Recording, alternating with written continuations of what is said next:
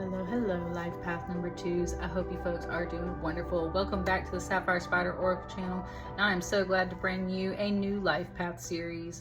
These are timeless readings. And of course, if you're a life path number 2, you may also be a life path 11. If you're not sure, I've got the math down in the video description. So just kind of check it out. So if you need to, also go check out Life Path 11, or you might be Life Path 11 here to check out Life Path number 2, or you might just be a 2, and that's fine too. So let's get started with your Animal Oracle card. These are timeless readings. Whenever this message reaches you, it is for you. I'm recording these in late August, almost September of 2025. But whenever this message reaches you and it resonates, it's for you. Please like, share, comment, and subscribe if it does resonate. Let me know. And let's get started. Got my eyes closed, got both feet on the ground. What is your animal? I like how it's got the Black Panther here and it's got the Jaguar here. And technically those are kind of in the same vein. Look at that.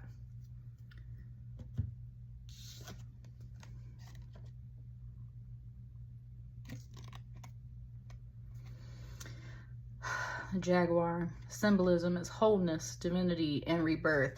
Just because this is on top of the deck, it's also giving me straight up Black Panther vibes. Okay, Black Panther. Ooh, and it just, I love that bear card too. Black Panther vibes, but it's the Jaguar. Native American tribes of North, South, and Central America considered the Jaguar, especially its Black Panther form, to wield powerful magic.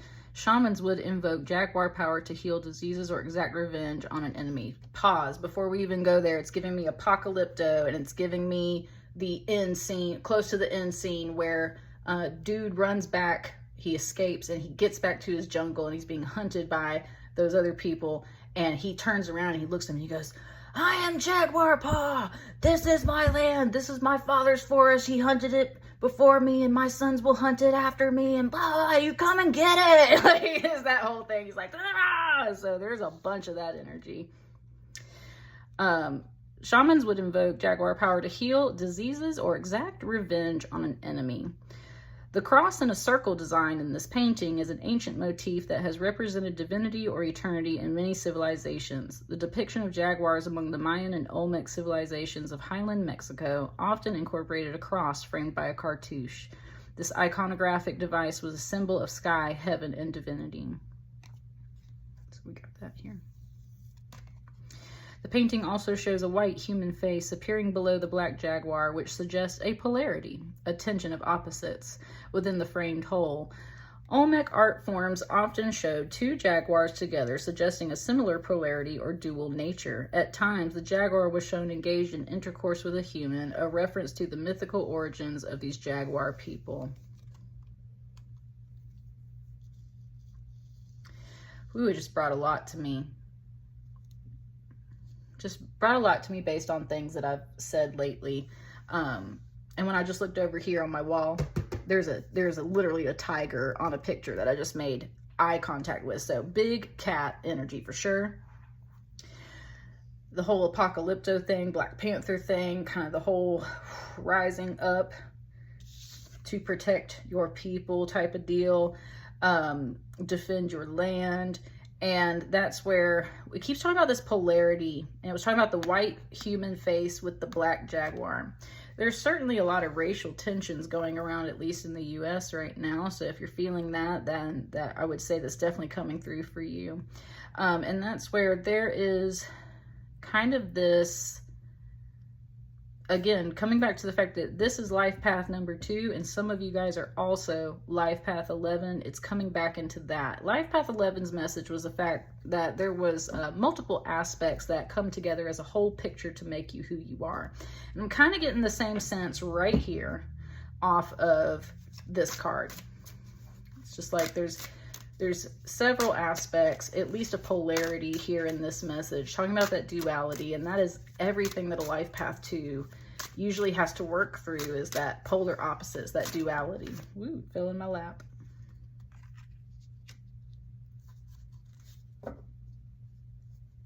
Knave of Wands.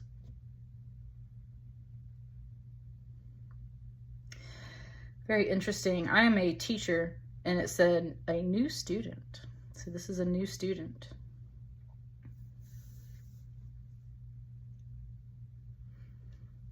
It's very quiet energy. Said like a new student would be. New students are usually very nervous and very scared, and they don't like to open up and talk too much. So you kind of have to start warming them up to it. You got to warm them up to it. You got to be really engaging. And sometimes even that will scare them off, right? So that's where it's like you kind of have to read. It's like you got to read the room. Got to read the room. Which is all I'm doing right now as a tarot reader. So that's what I'm just saying. Like, this vibe is really quiet. Almost shy in a way. And yet they're a wands energy, which is that fire. So they got a fire in them. They're paying attention. They're paying attention. This is usually a child energy. It doesn't have to be like a child. It can just be a youth, right?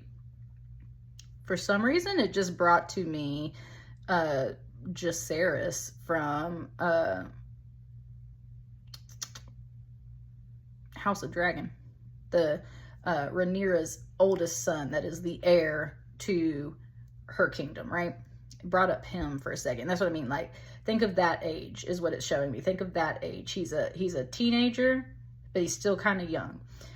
So that's about the age group that we're looking at here. There's a new student. And they're quiet because they're paying attention and they're learning. He's going to be the heir one day, right? He's going to be the heir to the kingdom. So he has to, in this time, while he's a knave, learn about how to manage the kingdom. Ooh, and it's coming back to, excuse me, you got some throat chakra clearing in here.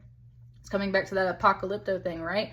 His father was there in the beginning of the movie, and then his father dies. And so by the end of that movie, he's realized that he is technically the leader of whatever is left of his tribe of people, his clan. And that's where it's like, okay, like I have to embody this, right? And that's kind of the point. So someone is paying attention and learning. And as I'm sitting here with you guys right now, all of a sudden there is a huge ache in my left ribs.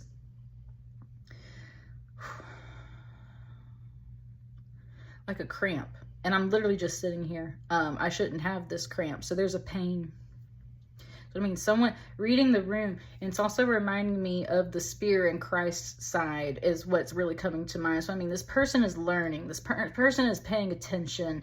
They are absorbing all of this and processing things. But there is an ache in my left ribs over here. It's kind of like a cramp. It's kind of sharp.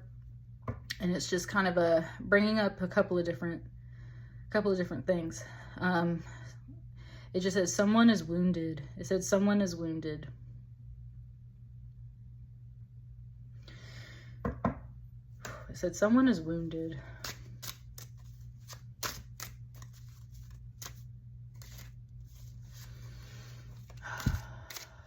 It's really got me like wanting to read the energy in this room. Wow, that's so many cards. It wants these.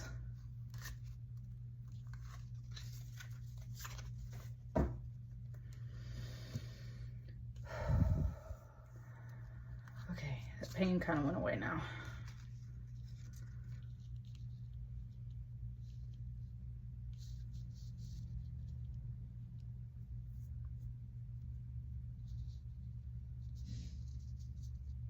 Look, and there's a school bus out there. If you can hear that on the recording. Yes.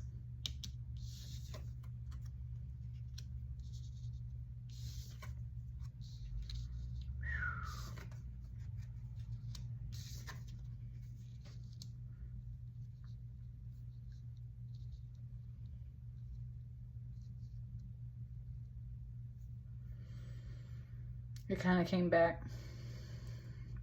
Now, 3 of these cards were in life path number 1, which is in no way connected to you guys, but just seeing that, knowing that, I would say that since life path 1 and 2 are like right next to each other, you might be in connection with a life path 1, and that's where some of this is kind of spilling over. Let's see how the message changes. So quiet in here. Like, it is so quiet, you guys. You guys are quiet. Life path number 2 is very observant.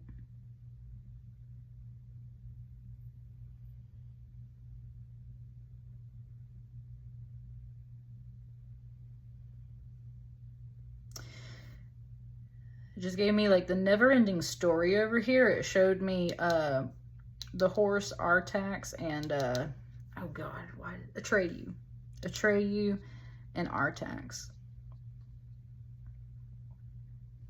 And even though we don't have an empress here, it was just kind of talking about how that empress that's like up in the castle and everything, and right, you know, all that stuff.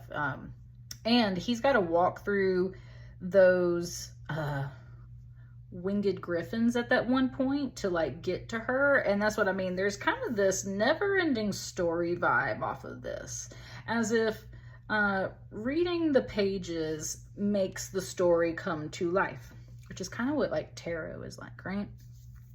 In a way. Okay, whoo, yeah, definitely. This is like the never-ending story, okay? This is the Empress. This is the Empress right here. And she's in this 3 of Swords right now. And the Empress in that movie is a little girl, right? She's a little girl. And we were talking about how like this is more of a youthful energy. I get the sense of some inner child healing right here. There's like some inner child healing. And this Empress is a child herself. And she's up there in that tower. And the whole thing is that the Nothing is destroying all of the land, right? The Nothing is killing off all of, is it Fantasia? Sorry, it's been a while since I watched the movie, but whatever the fantasy land is called. We were talking about Apocalypto. Those people came and took all of those people away from their land and literally were sacrificing them up on a giant freaking pyramid and everything, right? There's a lot of messaging here about death and destruction and her fears of it. And through reading the story, which this almost looks like a book in a way, almost like he's writing the book, he reads that story and he gets to the end, and then that's the whole thing, is he's got to scream the name, her name, which is actually the name of his mother who died, right? And that's the whole thing. It's this really poetic story about a little boy going through the grief of losing his mother and escaping into beautiful fantasy books and not getting along at school, and getting along well at school and like all those things. And it's just the struggle of a little boy dealing with the loss of his mom. And it's like reality is the Nothing, you know, reality, being an adult, all that really heavy stuff is killing the imagination of children. And that is what the Nothing is. It's like it's killing his depression, his grief is what's killing all of that beautiful imagination. Sorry, it's a little emotional in here, you guys. And at the end, it really does get destroyed, but he manages to save that one last little piece of that fantastical land. He's basically too late, and all of that land is destroyed. And but he manages to save a little bit of it, because he does get to the Empress in time, and he does call out her name, and it saves what is left of his like imaginary land. It's talking about like childhood trauma, and that's where everyone always jokes that Atreyu losing Artax in the swamps, right, in the mud, and having to leave him is like a childhood trauma thing from that movie. And that's the whole thing. Artax gets stuck in the mud, and that's where we have kind of these lotus flowers right here, and lotus flowers literally bloom out of mud. So this is literally looking like Atreyu going to his horse to try and get the horse up out of the mud. And that is what, in a way, it's like, even though the Empress is crippled right now by all of this trauma and all this pain and all these terrible things that are happening in her realm, it's like her higher spirit, and in a way his mother's higher spirit, right, is like, go, like, right, go on this journey, go save these people, go save yourself, go do all the things. And he's like, and I think this where it's like, he's rewriting that story. He's rewriting that story. He's paid attention to these other stories. It's like he believes in the triumph of good over evil. And he believes, in a way, like I said, it's that inner child healing, that like the loss and grief and trauma that has been experienced is not the end of it. It all can be restored. And that's where it's like it's almost like he's rewriting that scene in the movie where instead of abandoning the horse, it's like, no, I'm going to go get my horse out of the mud. Okay? I'm going to go get my horse out of the mud. Why? Because they are steadfast, and that's where a Knight of Pentacles, this is like typical words that come up with it. They are steadfast. They're slow moving because they're earth energy, and they're heavy energy. That Knight of Pentacles energy is heavy energy. They're carrying the gold, baby. Carrying the coin. They're carrying the food. They're carrying the heavy shit, okay? They're carrying all the good but heavy stuff. It takes them a while. And that's where it's like, I gotta go get my horse. I gotta go get my horse. There's something here about like going to get on the horse. But it's a long journey and it takes a while. This Temperance card can be one of the most frustrating cards in the deck because it can be about literally like patience and modesty and everything in moderation and kind of, right, that's what I mean. It's just overall balance of everything, which is hard to manage, especially while you're feeling this, and especially if you're feeling the need to like go forth and save your horse and like, you know, like get into the muck and the mire of things. Like, it's really hard to maintain this peace and balance. And that's where it's kind of like, it's almost like that feminine little Empress energy just spoke, and it was like, go, right? Like, I've got things here. Go do what you need to do. Go save that freaking horse, right? And the Eight of Wands is definitely action energy. It is on the move. That's what diagonal lines represent too. And look, it's like, oh, well, I couldn't pull you out by your reins. Here, I got a whole bunch of sticks. Like, I'm gonna pry you up out of this mud, is kind of what it's saying.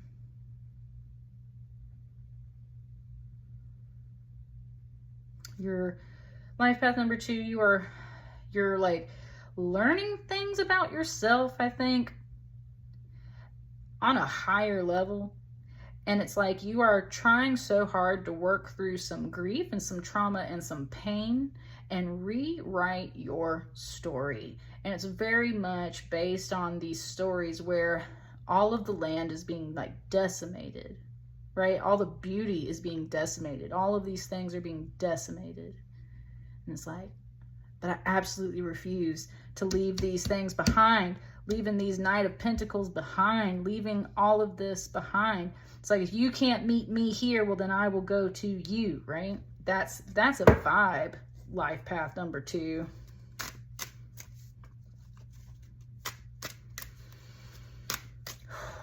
I'm loving this. That's too many cards, baby.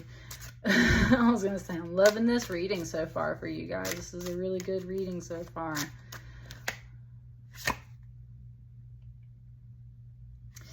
Seven of Cups. Now, that came out in Life Path 11. It wants to slide these up just a little bit so that this card can kind of go here. And just said instantly, like, imagination. Imagination. Seven of Cups very much is in that imagination, right?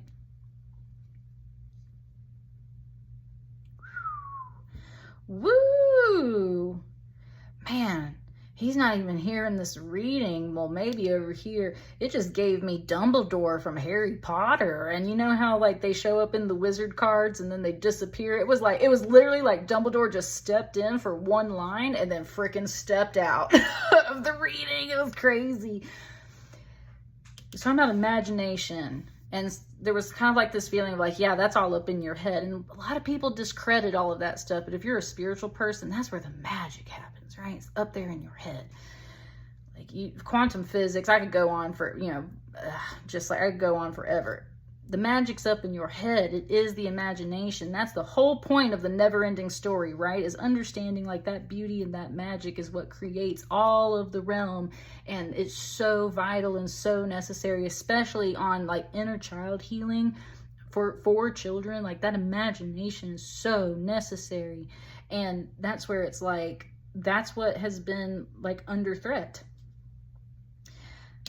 And when Dumbledore said, because like I said, it said the word imagination, and then there was like this kind of almost like a masculine voice that was like, yeah, that's all in your head. Like, it's just, And that's when Dumbledore's voice stepped in. And this is one of the most powerful lines from the books and the movies.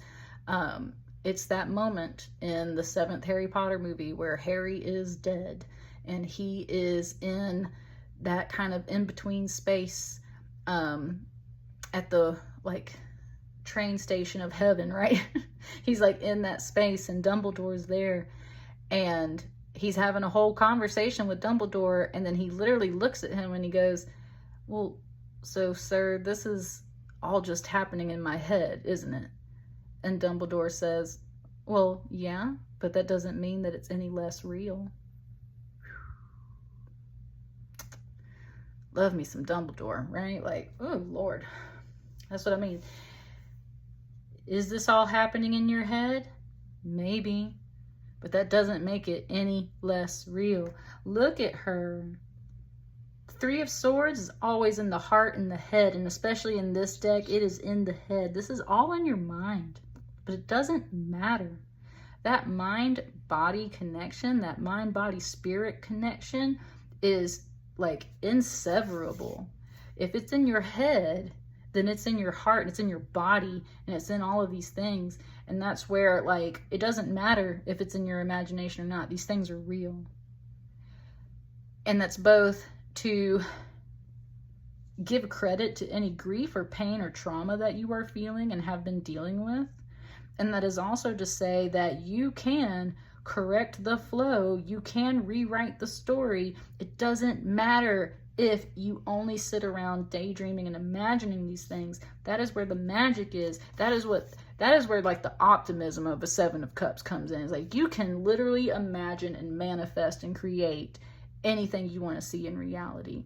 And through especially like some shaman work, I've been talking about that a lot lately. I do a lot of shamanic journeying, like especially through that, you journey through your imagination, through those spiritual realms to find the spirit medicine that you need to bring back for either yourself or your client or whatever the situation is. This is what you need to do. You need to go into your imagination. You need to go in there and rewrite this story. And what are you going to rewrite? You're going to save that horse. You're going to save whatever it was that you couldn't save before. You're going to kind of like reclaim your power, embody your power, and reclaim your land and reclaim what your purpose is and what you were meant to be. Right now you are learning about it all, you're observing it all because you're like the heir to this, right? And so that's where, before we even get there, what kind of story do you want to tell? What kind of story do you want to write? What kind of story do you want to read? That is the story about yourself that you need to imagine. That is what you need to rewrite. And I really get this like sense of, I'm gonna go save that horse. I'm gonna go save that horse because that's my friend, right? Like Artax is his buddy. That's my friend. I'm gonna go save that horse. Or I'm gonna go save my people, right? Like that's the whole thing. Ooh, I think this is it. That's either 1 or 2 cards, and I think this is it. This feels like Atreyu, like this boy, this figure speaking specifically, because the card fell right there. Kind of like, what is this last message here in your life path reading number 2?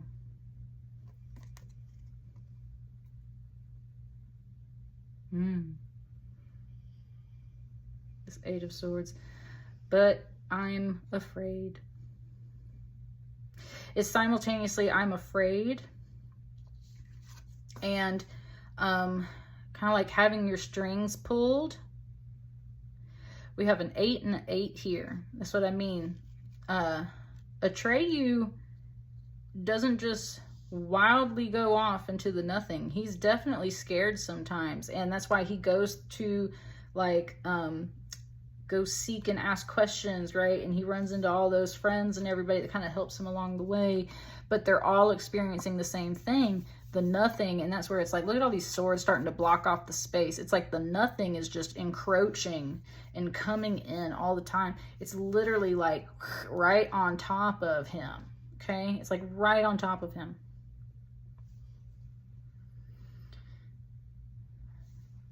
And it said, that's where when the nothing eats up some of that land, you only have one choice, and that is to go where there is land. And that's why this is like moving that way to where this Knight of Pentacles is, where the lotuses are. And look, she's hiding the lotuses under here too. That's what I'm saying. It's like, this is what you're divinely guided to do. Rewrite your story. When you see the connections between that guidance and your goal, believe in yourself and believe in those things, right? You can, especially through your mind, you can rewrite all of this, and you can do the things that you want to do and correct what you need to correct in life. And there is fear and there's worry. There's a lot of swords up here in the mind, but it's like, what do you do when you start losing that territory, when you move into the space where there is more territory? And that's why he's on the move. That's why he's on the move. That's why he's going to be with that horse too. Because that horse, I would just say, is what's going to be able to help overcome some of this energy. So it's like, are you scared? Are you frightened? Well, yes, I am. Okay, well, cool. I'm going to move over here, go get my horse, and I'm going to start correcting things. There's a lot of fear in here and a lot of imprisonment and feeling like you can't make moves. Also, I just wanted to point out, maybe you can't get back to this person here, this energy here. And I don't think you should. This grief, this trauma kind of energy right there, it's not necessarily about not going back to that person. It's just saying, like, this is not the way right now. Like, the Empress has given you your orders. You know what I'm saying? Like, the Empress was like, go, save the horse. Go, rewrite the story, use your imagination. Go, save your people. Don't worry about me. The nothing is taking up all of this space. You need to go where there is space. Go save your horse, right? That's what I get right here. It's just like, she's like, go, like, go. But there's still fear because you're feeling unprepared in a way. You feel like you're still in that kind of naive phase where you're paying attention to something. You're just in a learning phase. And that learning phase is how to tap into your imagination and believe in yourself and believe that even if it's only happening in your head, yes, it is real. And yes, it can affect real change. It said, so start changing your mind. Whoa, life path number 2 said, so start changing your mind. Damn. It said, start changing your mind because you can. And your mind is fluid and it can move. So if you can't access this space, if this is just no longer the path, then go save the horse. And maybe that horse will get you back to this path later. Use your imagination. It is all very real. Just like this fear, everything else is real in this reading, and you can get past it. And that's what I got for you, life path number 2. Please let me know how it resonates, and I will see you guys on the next batch of readings. Thank you so much. Bye.